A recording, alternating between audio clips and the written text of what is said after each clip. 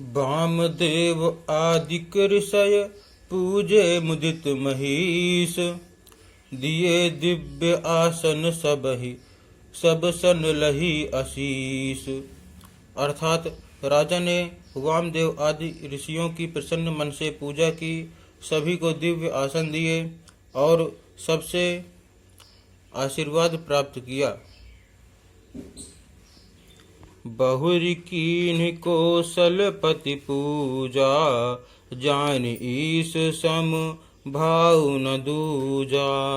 कीन्ह जोरी कर विनय बड़ाई, कही निज भाग्य विभव बहुताई।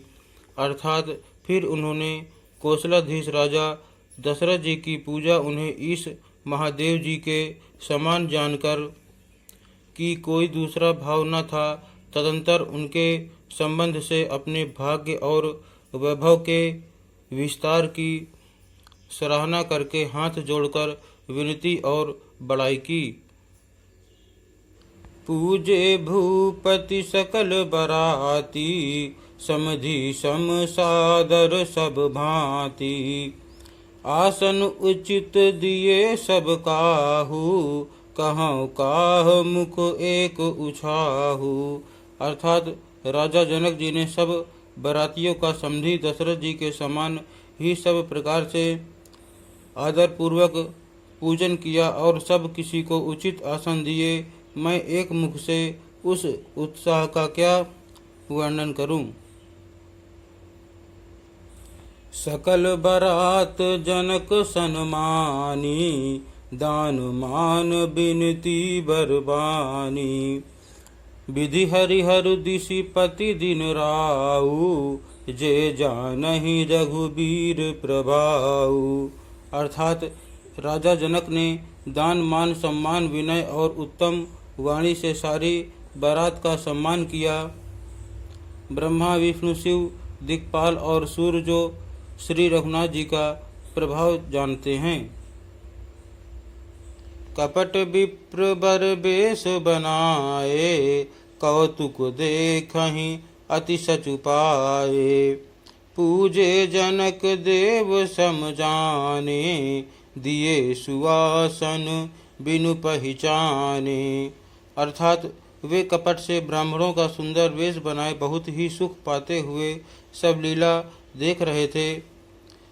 जनक जी ने उनको देवताओं के समान जानकर उनका पूजन किया और बिना पहचाने भी उन्हें सुंदर आसन दिए। पहचान को के जान सबहि, अपान सुधि भोरी भई। आनंद कंद बिलो की दूलहु, उभय दिशि आनंदमयी। सुर लखे राम सुजान पूजे, मानसिक आसन दये। अवलोकिशील सुभाव, प्रभु को विबुध मन प्रमुदित भये। कौन किसको जाने पहचाने, सबको अपनी ही सुध भूली हुई है। आनंद कंद दूल्ह को देखकर दोनों ओर आनंदमय स्थित हो रही है। सुजान सर्वज्ञ श्री रामचंद्र जी ने देवताओं को पहचान लिया और उनकी मानसिक पूजा करके उन्हें मानसिक आसन दिए। प्रभु का शील स्वभाव देखकर देवगण मन में बहुत आनंदित हुए। रामचंद्र मुख चंद्र छवि, लोचन चारु चकोर। करत पान सादर सकल, प्रेम प्रमोद न थोर। अर्थात श्री रामचंद्र जी के मुख रूपी चंद्रमा की छवि को सभी के सुंदर नेत्र रूपी चकोर आदर पूर्वक पान कर रहे हैं। प्रेम और आनंद कम नहीं है, अर्थात बहुत है। समौ बिलो की वशिष्ठ बुलाए, सादर सतानंद सुनि आए। बेगी कुंवरी अब आनहु जाई, चले मुदित मुनि आयसु पाई। अर्थात समय देखकर वशिष्ठ जी ने सतानंद जी को आदर पूर्वक बुलाया। वे सुनकर आदर के साथ आए। वशिष्ठ जी ने कहा, अब जाकर राजकुमारी को शीघ्र ले आइए। मुनि की आज्ञा पाकर वे प्रसन्न होकर चले। रानी सुनि उपरोहित बानी, प्रमुदित सखिन समेत सयानी। विप्र बधु कुल वृद्ध बुलाई, करि कुल रीति सुमंगल गाई।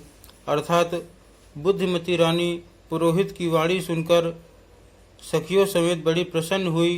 ब्राह्मणों की स्त्रियों और कुल की बूढ़ी स्त्रियों को बुलाकर उन्होंने कुल रीति करके सुंदर मंगल गीत गाए। नारी बेश जे सुरबर भामा, सकल सुभाय सुंदरी श्यामा। तिनहि देखि सुख पावहि नारी, बिनु पहचानि प्राणहु ते प्यारी। अर्थात श्रेष्ठ देवज्ञाएं जो सुंदर मनुष्य स्त्रियों के वेश में हैं, सभी स्वभाव से ही सुंदरी और श्यामा 16 वर्ष की अवस्था वाली हैं। उनको देखकर रनिवास की स्त्रियां सुख पाती हैं और बिना पहचान के ही वे सबको प्राणों से भी प्यारी हो रही हैं। बार बार सन्मानहि रानी, उमा रमा शारद समजानी।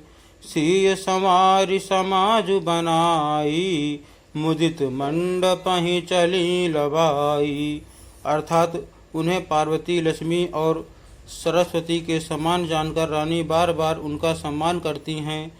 रनिवास की स्त्रियां और सखियां सीता जी का श्रृंगार करके मंडली बनाकर प्रसन्न होकर उन्हें मंडप में लिवा चली। चली ल्याई सीतहि सखी सादर, सजि सुमंगल भामिनी। नव सप्त साजे सुंदरी सब, मत्त कुंजर गामिनी। कल गान सुनि मुनि ध्यान त्यागहि, काम कोकिल लाजहि। मंजीर नुपुर कलित कंकन ताल, गति बर बाजहि। अर्थात सुंदर मंगल का साज सजकर रनिवास की स्त्रियां और सखियां आदर सहित सीता जी को लिवा चली। सभी सुंदरियां 16 श्रृंगार किए हुए मतवाले हाथियों की चाल से चलने वाली हैं। उनके मनोहर गान को सुनकर मुनि ध्यान छोड़ देते हैं और कामदेव की कोयलें भी लजा जाती हैं। पायजे पैजनी और सुंदर कंकड़ ताल की गति पर बड़े सुंदर बज रहे हैं।